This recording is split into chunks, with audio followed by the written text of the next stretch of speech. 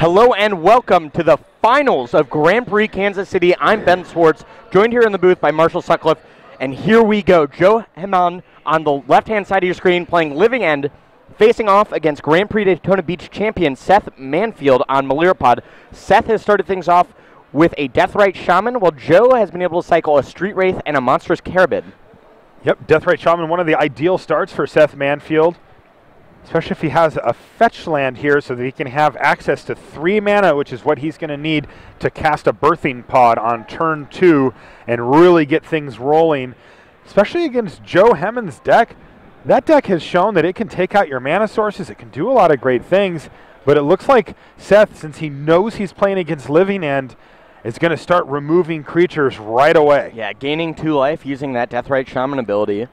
And marginalizing any future Living Ends. That's pretty powerful here. He's going to play a second land here, Overgrown Tomb, tapped, and pass the turn back to Joe. End of turn, Joe is going to cycle Twisted Abomination. Yeah, he's going to go grab a swamp here.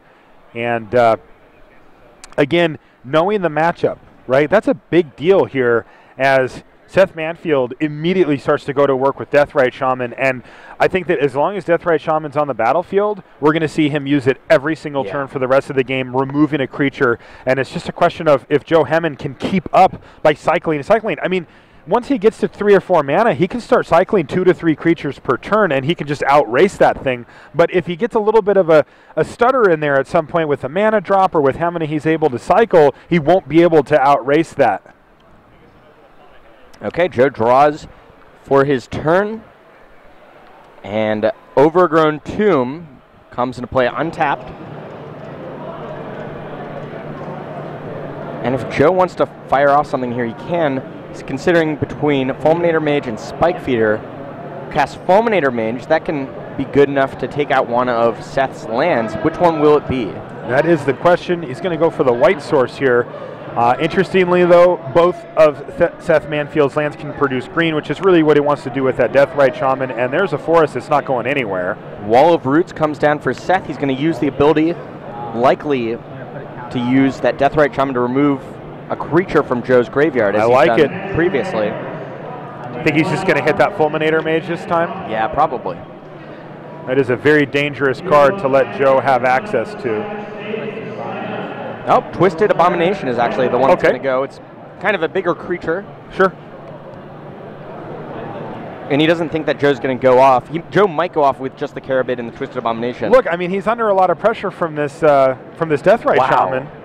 Another Fulminator Mage. But instead, Joe's just going to cast Demonic Dread, targeting the Wall of Roots, and is going to cascade into a Living End here. I talked to a local player who's an acquaintance of Joe Hemmann, and I guess he's been playing this deck for a really long time, knows it inside and out. And, you know, we talked about that earlier in the day, Ben, about playing the deck that you know in Modern, because there's so many great options that it really comes down to what are you good with. And Joe is good with this deck, and he's in the finals of a GP with it here. With a Living End on the stack. That's right. Living the dream. So we see Seth take a double check to read it just to make sure that he knows exactly what's about to happen here. But the key here is that Joe's pulling the trigger here because it's going to kill the Wall of Roots and the Deathrite Shaman. And he has the ability to get rid of the Overgrown Tomb. Yeah, after this turn, Seth Manfield is going to have a forest. Yeah. That's going to be what's going to be done, and a 4/4 Monstrous Carabid for Joe Hemmann can make quick work of Seth if he can't get his feet back under him mana-wise here. And remember, there's another Fulminator Mage. Fulminator Mage waiting now. Seth Manfield says, well, I'm going to play around that a little bit. Plays out a Malira, Sylvok Outcast. Here comes the Carabid's got to attack every turn. It's big. You know, by Modern standards, you know, the format Modern, a 4/4 is quite big. Yeah, so Joe figuring out what he wants to cast. Looks like Spike Feeder is the pick. Seth has to check Spike Feeder. It's a pretty old card. Yeah. Comes to play with 2 +1/+1 counters. You can remove 1 to gain 2 life. I hadn't seen that in the Living End deck before today, but it seems to have done pretty good work for Joe here. He can just cash it in anytime he wants, get it in his graveyard, and just get it back if he's going to Living End anyway. So pretty low impact. Now, it doesn't have cycling or anything, though. sure doesn't, but it's very similar to Fulminator the Mage in the sense that you can play it and sacrifice it. It's probably pretty good against the Escape Shift decks, right? Yeah, we saw him use it well. All right, there's a Gavany Township for Seth Manfield. Not long for this world. Joe Hemmann is going to jump at the opportunity to destroy that with his Fulminator Mage. Or if he gets an Avalanche Riders with the land here, he would do that as well. There's a land, no Avalanche Riders though, so. Just going to attack in for 6. Seth's going to take it, fall to 14. And Joe, post-combat, almost definitely is going to cast that Fulminator Mage, right? I think so. And he's going to just aggressively use it. Has he passed a turn? It looks like he did pass a turn. That's interesting. I think Joe wants to save it for a colored mana source. He knows that Gavany Township's not going to get active anytime soon. So he's like, hey, I'll let you keep it. He's not as worried about the number of lands. Now he's focusing on the colors that are available. So what is Seth Manfield going to get here? He can get a 1-drop. Yes. So he's going to go get another Deathrite Shaman then? Or a Viscera Seer, I think, are his only options. And that's interesting. That gets really interesting, right? Because if he gets a Viscera Seer and then slams a Kitchen Finks. I think if he gets a Viscera Seer here, Joe's going to crack that Fulminator Mage. Or he should crack that Fulminator Mage and keep make him off Seth of 3 lands. Draw another land, okay. Yeah. Birds of Paradise. All right. Okay. Who needs lands anyway? Now do you use the Fulminator Mage? I'm not sure. It's an interesting spot here. If you're from Joe's perspective, you have to think, how am I planning on winning this game? Am I going to win this game by forcing him to stutter enough such that he can't get any defense? Or am I going to win this game by attacking with my Fulminator Mage and waiting for a better land to choose here? And it looks like that's what he's doing. Yeah, I mean, he wants to get in one hit with it. As the board sits, he's on a 2-turn clock here. He can, but one of those attacks, he cannot have the Fulminator Mage.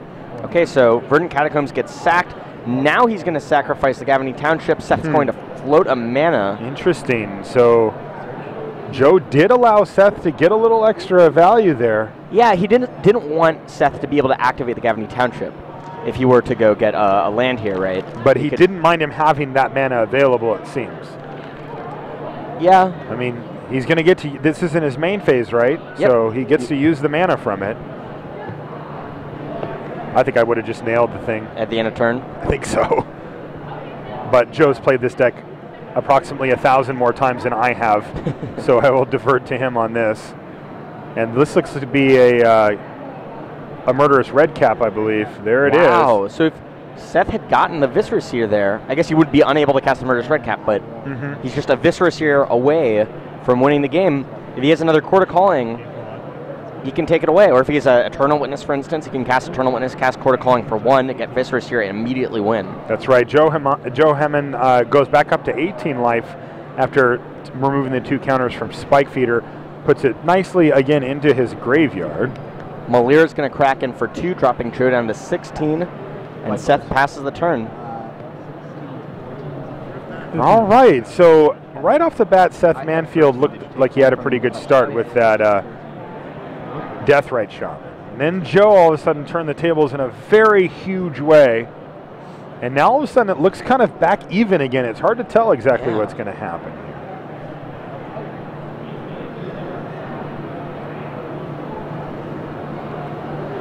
I mean, is there a chance that Joe wants to Living End again here if he's got the ability to do so? Absolutely. I mean, Seth would get back all those creatures from the beginning that are hiding in his graveyard off screen. Ah, okay. Where are those, I wonder? It was a Wall of Roots and a Deathrite Shaman. Okay. But that saves him from a potential Viscera Seer or Cartel Aristocrat sack outlet. You don't have a choice. You hear Joe say he doesn't have a choice. That Monstrous Carabid must attack each turn to Fable. Is it going to get blocked here? By the Red Cap? Yeah. Okay, well, Red Cap blocks. This is before damage. And Beast Within is taking out is going to take out the Malira, so the red cap can't come back for free. I see. So that's going to leave him with a 3/3 though, but he's okay with that. Beast Within really good in the deck. Deal one to you, knock you back down to 14 here. Real nail biter of a game we've got here. Joe passes the turn back to Seth. Seth draws for his turn.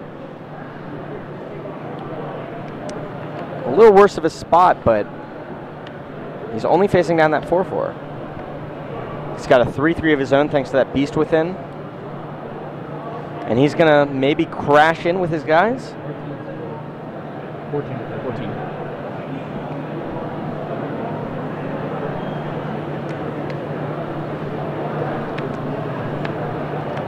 He's thinking, tax in for 4. I think there's a Simian Spirit Guide and an Avalanche Riders in hand for Joe Hemmann. Green.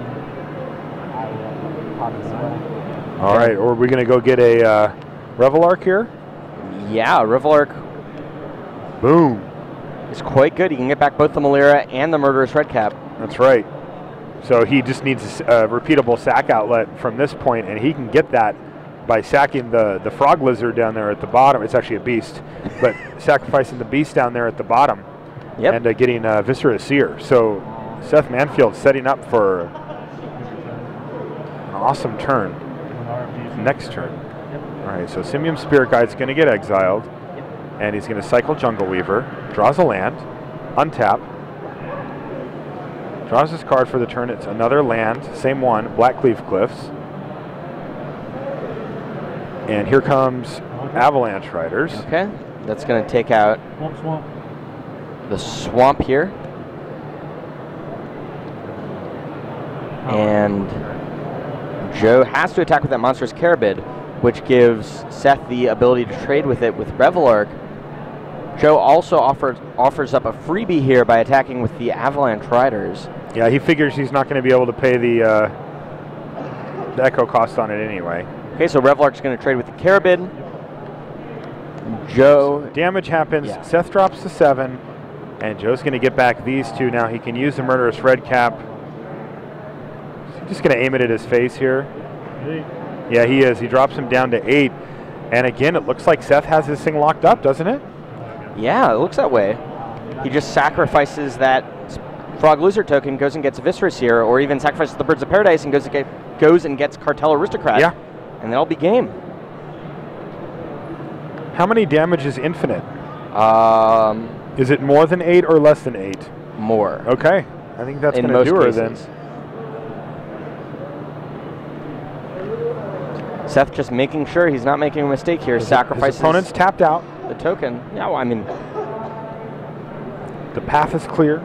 Yeah. It's time to walk it. There it is, Viscera Seer. And that's it. Joe Hemmann. Manfield wins the first game here. Yep. All right, 1 game win away from his second Grand Prix victory. Yeah. You said his first one was a while back? Yeah, it was in it was Grand Prix Daytona Beach. Uh-huh. Let's take a look at the graphic real quick here. Seth Manfield now up a game over Joe Hemmann with Living End versus Malirapod. Taking a look at the top 8 from a big picture perspective, we had Splinter Twin, a Burn Deck, Malirapod, Blue-White Red Control, Scape Shift, Blue-White Red Twin, much different deck than the other one, Living End, and another, it's called Domri Pod, but it's also like a Kiki-Jiki type pod deck. We have, depending on how you look at things, between 6 and 8 different decks represented here in the top 8. Really awesome. Yeah, so Seth won Grand Prix Daytona Beach back in 2007. Okay.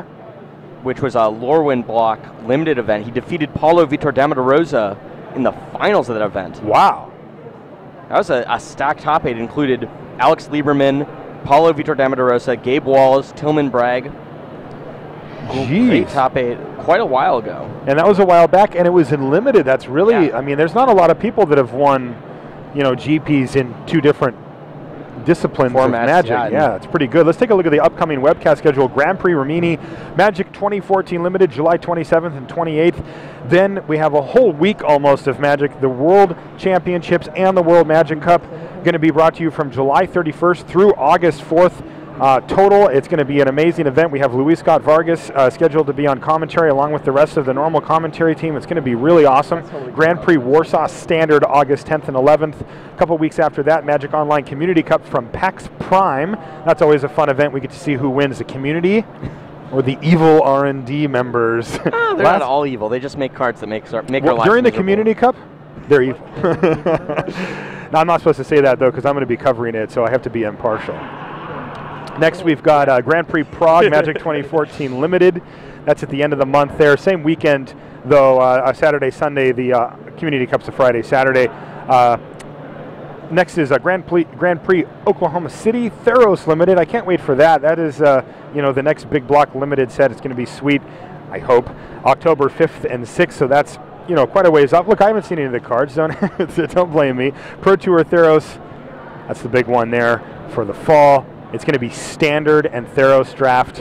It's going to be in Dublin, October 11th through 13th, and in the next week after that is Grand Prix Louisville. It's going to be Standard. So a whole lot of Magic coming to you as we wind down the year. Let's take a quick look at some slides here. The Malira / Kiki Pod. These are two different decks, but they're both based around Birthing Pod and Infinite Combos. They have a different way to beat you. One of them involves the actual combat step and huge amount of creatures. The other one doesn't. The one we just saw here was the Malira Pod deck. Seth Manfield won the first game of the finals, as you saw, by getting out using Birthing Pod, Malira, Murderous Redcap, and Viscera Seer. That allowed him to sacrifice to Viscera Seer the Murderous Redcap. Thanks to Persist, it will come back with no -1/-1 counter because of Malira's second ability. Yeah, just can't have them placed on it. That just can't happen. Continue to do that until the opponent is dead. That's right. Also works well with Kitchen Finks, right? You can continually sacrifice Kitchen Finks to gain infinite life or a bounded amount of life. Yeah, it's kind of interesting that the matchup we have here, because one thing that you and I have touched on throughout the course of the weekend, Ben, is the fact that these Birthing Pod decks can just lean on their creatures. They don't have to combo you out to kill you. They could just cast a bunch of value creatures. But that isn't quite as strong of a strategy against Living End, right? If he commits a bunch of creatures to the battlefield and then a Living End resolves, they're all going to go away, and in come a bunch of big, beefy creatures for Joe. So that strategy is a little bit marginalized. Still, Persist is still a thing. Yeah. Still a lot of good options for the Birthing Pod deck there.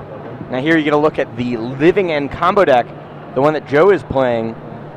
As you saw him do in previous matches and in the finals, he cycles through a bunch of creatures in the first couple turns. He can cast nice land destruction spells like Fulminator Mage and Avalanche Riders to disrupt the opponent, and then finally can use a cascade spell like Violent Outburst to get Living End. You don't just go to Ireland. Get all those creatures they cycled back, wipe their opponent's board, and start attacking with these kind of, dorky creatures. That's right. Carabid, 3/4s and 4/4s, yeah.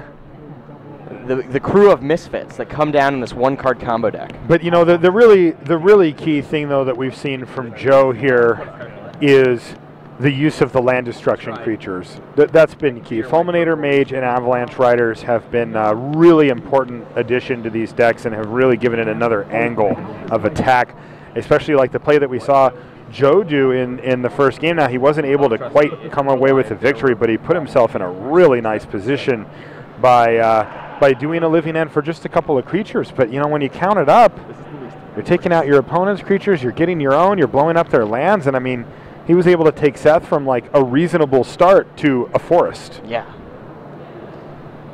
Should be interesting to see what these players have for the second game here. Let's take a look at these players' sideboards, what they have. Looking at Seth's sideboard, looks like the important cards he's got are a Sin Collector, and that looks. Is that like about the only important one? I mean, there's a couple other good creatures, like maybe a Fulminator Mage. He's got Thoughtseize, 4 of. Okay. That he can board, and that's going to be good. Yep, that can be What about very good. Joe's deck? So Joe's deck has 3 cards of note. We'll see if he brings these in and in what ratios. There's 2 Dismember, which can help like kill Maliras, things like that. There's 3 Fairy Macabre, he can use those to take out those persist creatures with the persist trigger on the stack and interrupt the combo. And then he's got 4 ingot chewers as well, which he can use to destroy birthing pods. Yeah, so we saw him bring in ingot chewer against Ari Lax in the quarterfinals.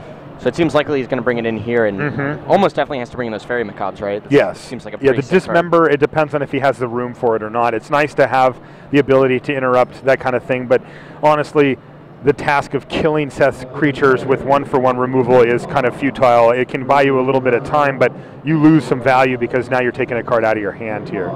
So Seth here is going to go down to 6 cards. Looks as if Joe is going to keep his hand. I saw it was a 1-lander. He had a Monstrous Carabid and a Deadshot Minotaur and a couple Simian Spirit Guides, so has to get a little bit lucky in those cycles.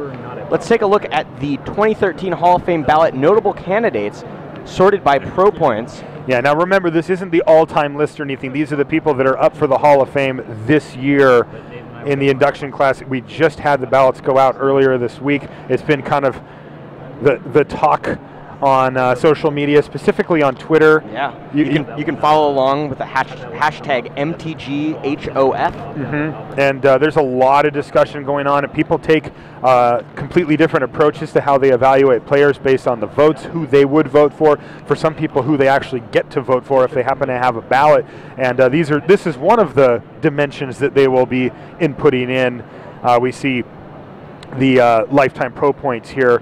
You mentioned it before. There's a cut there at around 200, but it kind of depends on how you view these things. A lot of people prioritize number of Pro Tour top 8s very highly. Lifetime pro points certainly matters to them as well. Median finish on like a 3-year stretch at the Pro Tour level is one that I've seen thrown around. But there's a lot of intangibles as well. All right, looks like we're underway here. Yep. Overgrown Tomb is going to be cycling a Monstrous Carabid or something, and boom, Seth Manfield hits that Deathrite Shaman turn 1 again. That's and let's huge. see if Joe can do something about it. Another reason maybe to have those have access to the dismembers in Joe's sideboard is to take out these really early Deathrite Shaman. But again, it's just kind of a matter of if you had room in the deck for them or not. Some decks have a lot of room for sideboard cards where they're very modular. You can kind of move pieces around and kind of switch around how the deck feels in Modern. And man, some of them do not. Yeah. Combo decks specifically traditionally have a hard time finding room for sideboard slots as they need all the pieces to make the combos work. Well, Joe found his second land, and he's going to cast Fulminator Mage on turn 2, just like he did against Ari Lax. Jeez, and remember, Seth has mulliganed as well. Yeah. And this is the kind of thing that can really punish mulligans or slow mana starts. If Seth starts missing land drops here, then Joe can start creeping ahead. So no land for Seth. Joe's going to pass the turn back in all likelihood, and Seth here is going to try to figure out what he wants to do. He can try doing what he did last time, which was slowly start taking away creatures in Joe's graveyard using the Deathrite Shaman. He has a Verdant Catacombs here. He's got that option. Does he want to go for it, or does he want to try to advance his board? He's going to crack that Verdant Catacombs, it looks like. Go find himself a land. Now, what is he going to get here? Maybe a basic forest? He could get a basic forest, but you got to wonder. There we go, basic forest. All right, as long as he has access to that Deathrite Shaman to make mana to be able to cast a few other things, that seems like a totally fine play. But once he exhausts that resource, could get ugly. It looks like he's got 3 targets for this now. So yeah, goodbye, Fulminator Mage. I don't want you to take any more of my lands, Seth says. He passes the turn back to Joe.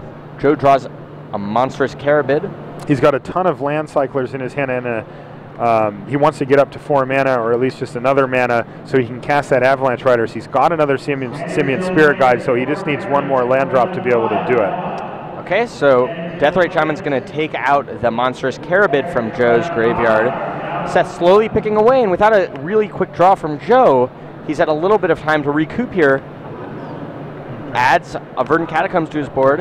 End of turn, Joe's going to cycle a couple times, cycles Monstrous Carabid, cycles Dead Shot Minotaur, draws 2 lands, which are really important here. Yes. He'll have 4 mana available to him to cast that Avalanche Riders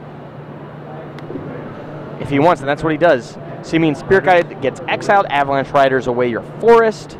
Are we having fun? I know one of these players is. Land destruction.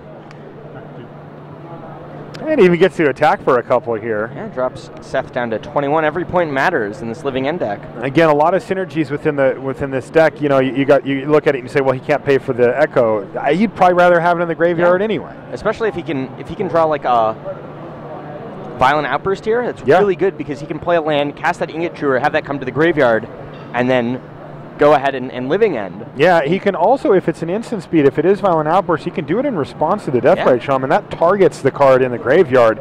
It's not part of the cost to remove it, so he can actually get whatever it is that gets targeted back. And it looks like Seth is forced to grab a Temple Garden here. He either doesn't have any more basic forest, or he just needs the 2 colors of mana here and has to risk Joe Hemmann finding another land destruction spell and just say, I need what I need here. Okay, so interestingly too, if this birthing pod comes down here, that Ingot Chewer can snap it off, chew right through it. That's right, and and it puts Seth in a weird spot because he wants to keep that Deathrite Shaman online. Yeah, it's not like he wants to sack that. Well, let's see what Seth does here. Multiple birthing pods in hand. He can cast Kitchen Finks here, but instead he's just going to remove that monstrous Carabid from Joe's yard. He knows his plan. He's going to play a second land here, Overgrown Tomb tapped, before passing it back to Joe. Joe does not pay the Echo cost, draws a Fulminator Mage. Is that what that was? Yep. Oh, man. And now has access to cast it and get rid of another one of Seth's lands. There it is. And get rid of your Temple Garden. Jeez. Bye-bye. So brutal. Look at all those lands in Seth Manfield's yard. I mean, 2 of them are fetch lands, but... Fair. 3 of them have been on the battlefield as played regular lands. So, oh man, it feels pretty bad to have 3 of your lands destroyed. Seth's got a pretty land-heavy draw. Fortunate for him. So what's he going to do here? Is he going to remove one of those creatures from Joe's graveyard? Yes, he does, and it's going to be the Avalanche Rider. I mean, Seth has stuck to the game plan here. He said, look, I am going to keep on removing these things so that if you draw one of your spells to cascade, it's not going to do as much as you hope it would. And he just did. He just drew a Violent Outburst. Now, is he going to be patient and wait, or is he going to go for it now? That's the question. I think this is going to be the Ingot Chewer that you mentioned. You know, you just outlined this play, Ben, and here it comes. Violent Outburst.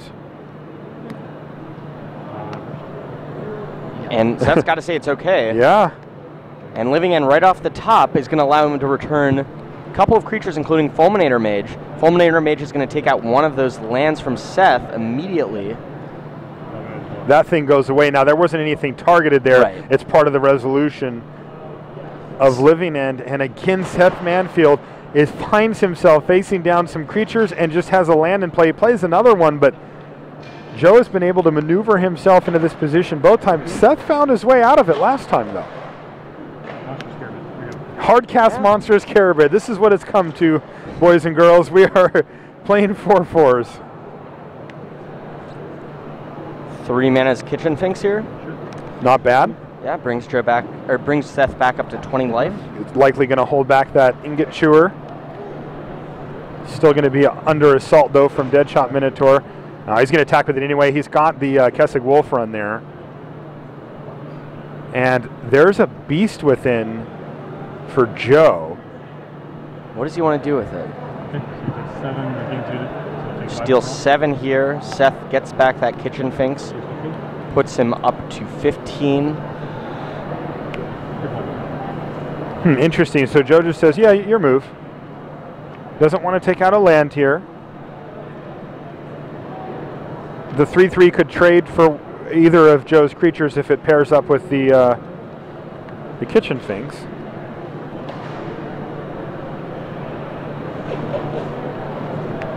Man, Seth Manfield has not missed a land drop this game, though. No. Even after getting 4 destroyed. Yeah, you mentioned that that he had a land-heavy hand, and there hasn't been a better time to have one of those. but he's still facing down quite a bit of power from Joe. Needs to get something going here.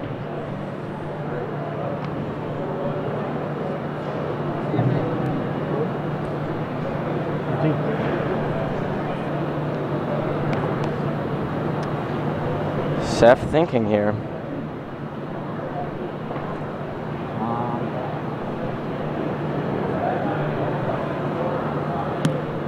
Crack that misty rainforest. Go and find a land.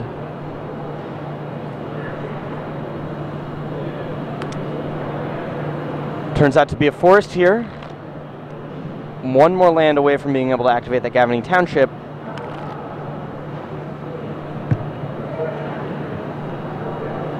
Seth's play for this turn, what's it going to be?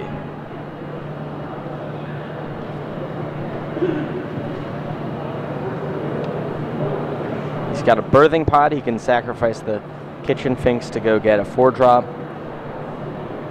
He's tapping a forest here. He's going to play Deathrite Shaman, it looks like. There we go. And then 3 mana is going to be birthing pod. Seth's going to fall to 12 life, have that nice artifact out there, threatening a pretty devastating turn. So Seth Manfield has managed to stay right in it.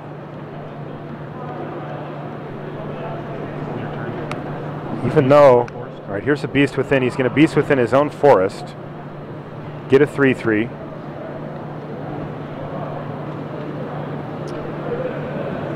Joe draws a swamp right off the top. He's going to attack him with all of his guys.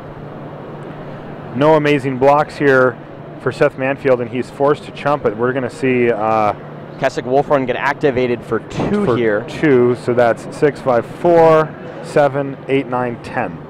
That drops Seth down to 10 life. And he loses his Deathrite Shaman in the transaction as well. So Joe Hemmann looking to try to finish things off here next turn.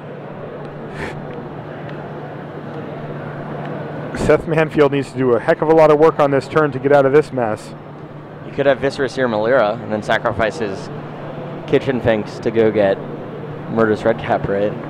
That'd be a pretty sweet turn of events. That would be. Nope, and Seth concedes, evens up the match 1 game apiece, going into the final game of Grand Prix Kansas City here. Whew. Wow. Quite an onslaught from Joe Hemmann in that game, destroying land after land after land. Now Seth was fortunate, had a bunch of lands, kept playing them over and over, and was able to sort of start to stabilize. Unfortunately, it was just too late, as Joe just had too many medium to big creatures that could just keep attacking every turn, and he used his Kessig Wolfrun to get in a little bit of extra damage here. Let's take a look at our upcoming events here. Grand Prix Rimini is Magic 2014 Limited. It's July 27th and 28th. You can watch it live on twitch.tv/magic. Our crack European coverage team will be on that, and dailymtg.com for the tech side of things. Same weekend, Magic Grand Prix Calgary, which is going to be standard. You can check out the written coverage and anything that we have at dailymtg.com, but we're not going to be doing video from there. And that's July 27th and 28th as well. And of course, don't forget the week after that, we've got Magic the Gathering Worlds Week. We start with the World Championship on July 31st, and we follow that straight into the World Magic Cup on August 2nd. Then the final of both events will be played on Sunday, August 4th. All the action, you can catch it live right here, twitch.tv/magic, and on dailymtg.com. I would not miss this event if I were you. No, this is going to be one of the best weeks of Magic that you're going to be able to see. It's going to be super, super awesome to see the Magic World Cup with all of the different, the World Magic Cup, excuse me, with all of the different teams from all of the different countries fighting it out. That was a great event last year. And the World Championship, it used to be called the Players Championship, and it's called the World Championship now. We're going to crown a World Champion from the 16 players that made it into that Who's your event. favorite for that event? Of the 16 players? That is such an impossible question. Have you seen the lineup? Yeah. It is absurd. How about I take Raptor? Okay. Yeah, I'll take Raptor. I'm going to go out on a big limb here and take the Player of the Year. Josh Hutter-Layton. He also brought us barbecue for lunch, so might have had something to do with my vote. Look. Now I can't say who I was going to say. Because he didn't bring us barbecue for lunch. Which team are you most excited about for the World Magic Cup? I mean, United States. You're asking me. Yeah, of course. Okay. National pride. I'm a homer, yeah. Who are you excited to see? I'm pretty excited to see the Japanese team.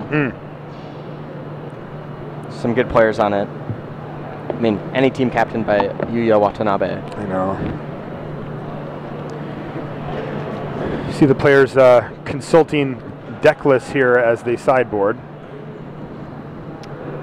Here we can take a look at the lifetime Grand Prix top 8. Sitting at the top is Olivier Ruel, 27 top 8s, 5 wins. Kind of far afterwards is Shuhei Nakamura, 22 top 8s, 5 wins. He recently overtook Alex Schwartzman for the second most lifetime Grand Prix top 8s. Number 3, Yuya Watanabe, 19 top 8s, 6 wins. And we follow along with a bunch of other players, Raph Levy, Antoine Morel, Tomoharu Saito, Utaru Ishida. Then finally, Martin Juza, 16 top 8s, 4 wins. I remember I was with Martin Juza and Shuhei Nakamura at Grand Prix Manila last year, and Martin was just complaining about how many top 8s Yuya had, how it was unbelievable how many top 8s Yuya had in such a short period of time, and Shuhei was sitting right there. He's like, what about me? I got nothing to say about 2. Like, I'm right here. I'm right here, Martin. Man. Invisible. One of the stats that sticks out is Kai Buda there. 15 top 8, 7 wins, which is also the most on the board here. Or Owen Turtenwald, 12 top 8s. You just couldn't resist, could you? You'll get one. Yeah. And what about Pro Tour top 8s and wins? At the top, none other than John Finkel. Johnny Magic, 14 top 8s. That's an insane amount. Yeah, that is such 14? A huge number, yeah. 3 wins. 2 of them were last season. That's right. And Kai Buda, 7 wins in 10 top 8s again. 70%? Yeah, it's just average? completely insane batting average for that. How's that even possible? But, I mean, we see something. I mean, look at PV, 9 top 8s, and he's a young guy. I mean, you know, he could double that. Yeah, but only a single win. Yep, just the 1 win. A couple fresh Hall of Famers, Masashi Oiso, Kenji Tsumura, both 6 top 8s, 0 wins, though. I remember talking to Kenji and Masashi. They both thought that they were not going to make it into the Hall of Fame last year, even with 6 top 8s. Yeah, we see Luis Scott Vargas down the list a little bit with 5 top 8s and 1 win. He's on the ballot. Yeah. Tomoharu Saito also on the ballot there. A lot of Hall of Famers on this list as well. All right, looks like we're to the point of presenting decks, and we can get Game 3 underway. If you're just tuning in, this is the finals. The final game of the finals here at Grand Prix Kansas City. This game will decide the champion.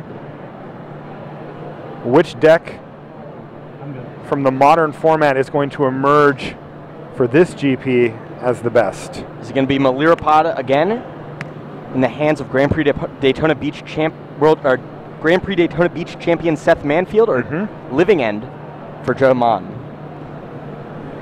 Joe Hemmann leads off with the Blackleaf Cliffs, and he's facing down, though, something pretty good. A Birds of Paradise. It's always been a good creature, but it's particularly good here because it can make any color. Even if Joe's able to blow up some of the lands, it can really help Seth smooth out his draw here by making normally Birds of Paradise way more fragile than a land, but in this matchup, interestingly, the lands are actually more fragile. So he's got a Street Wraith, a Fulminator Mage, a Demonic Dread, an Ingot Chewer, a Fairy Macabre, and another Demonic Dread to go along with the land. So what do you think Seth's going to take here? I mean, it's kind of lame because he probably just has to take one of the Demonic Dreads. Yeah, it's just that he has redundancy with 2 of them. I mean, there's a chance he takes the Fairy Macabre if Seth has a really quick combo, but that's not very likely. Yep, that is true. Thoughtsea's kind of sketchy against Joe Hemmann's deck, as sometimes you don't see what you need to at all, and you end up throwing something that you didn't actually want in the graveyard. Seth's deciding, taking his time here. I mean, you don't want to make a mistake here in the finals of a Grand Prix. A lot on the line. Just 1 game to crown a champion here in Kansas City. Well, Seth looks at his hand. He's got a Revelark and a Malira and a Corticalling. He's not too far off from the combo. Looks like he'll take the Street Wraith. Interesting. Not sure why he did that. Do you know, Marshall? No, not off the top of my head. I guess just because it could become unblockable at some point if Seth plays like a dual land that's also. I guess it allows him to draw a card, to draw another land, if Seth's hoping to. Yeah, I mean, it's certainly not the kind of thing that you were hoping to get if you're Seth Manfield by putting Thoughtseize in your deck. Yeah, I mean, maybe that's it. Just doesn't want him to have another card. I mean, all the other creatures in his hand weren't normal cyclers, right? No, it does slow down his engine, and then he has no cyclers in his hand. So yeah, there you go. That's it. You figured it out. So Seth here cracking a Verdant Catacombs, and after that he's going to cast Malira. So a good start for Seth Manfield. He's already cast 3 spells this game. Another Fairy Macabre off the top. So Seth unlikely here to go off or be able to combo Joe off here. Yeah, and you know, Seth is going to know though about that other Fairy Macabre, the original one, so he's not even going to try until that thing's cleared out of the way. Another Razor Verge Thicket.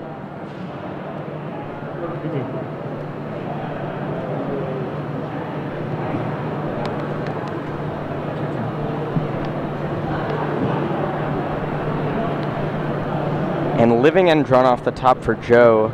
No third land, so looks like that Thoughtseize play was quite good. Yeah, Joe just doesn't have any momentum going forward here. I mean, we don't know with this Street Wraith, you know, it's only one cycle, but sometimes that's exactly what it does. It just starts chaining those together.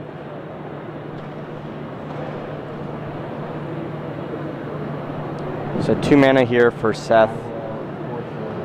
Plus another 3 is going to be Corticalling. He can go search out a 2-drop.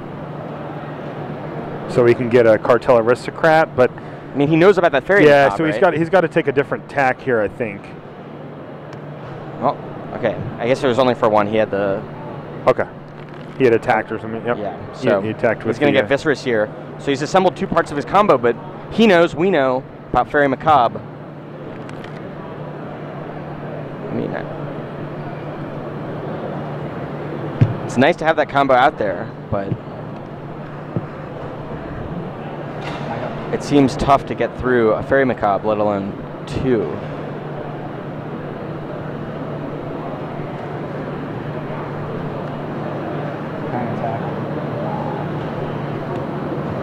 Three damage for Joe Hemmann drops him down to 15, but he's got to feel comfortable with his life total. It's more about getting momentum here. Here's a Kitchen Finks.